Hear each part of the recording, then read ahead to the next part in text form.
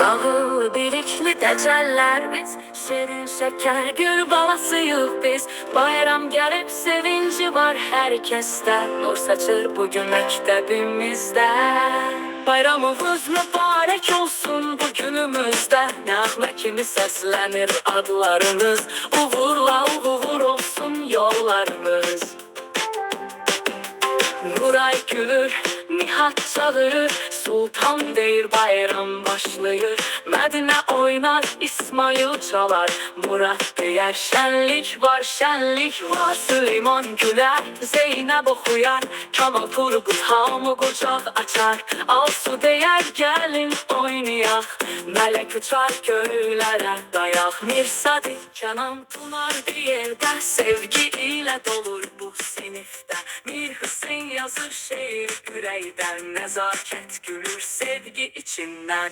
Səlim Zəhra Rükeylə Bovda, Əhəd Aylin şanlı bayramda. Təxminə müəllimlə mübarəkdir bayramımız, uğurlarla dolsun yollarımız. İki bir sinfi bir ailəyik biz, nəğmə kimi səslənir adlarımız. İki bir sinfi bir ağlarıq biz. Ağıllı bilikli dəcəllər biz, şirin şeker gül balasıyıq biz. Bayram gəlib sevinci var hər kəsdə, nur saçır bugün məktəbimizdə.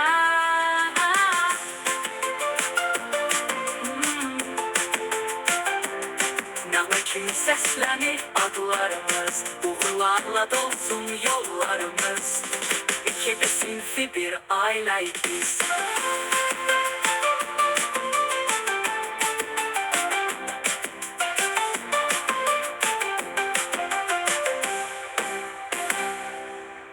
Ağıllı bilikli dəcəllər biz, şirin şeker gül balasıyıq biz. Bayram gəlib sevinci var hər kəsdə, nur saçır bugün məktəbimizdə.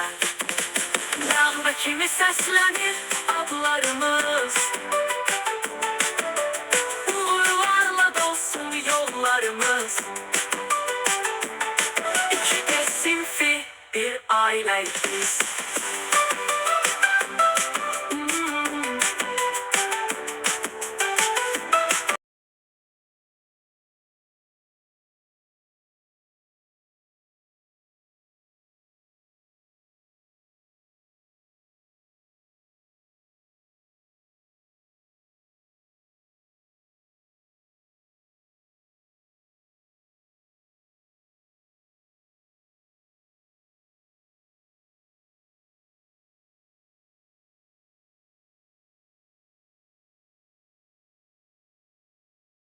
Sevinci var hər kəsdə, nur saçır bugün məktəbimizdə. Nəğmə kimi səslənir adlarımız, uğurlarla dolsun yollarımız. İki bir sinfi bir ailəyik biz.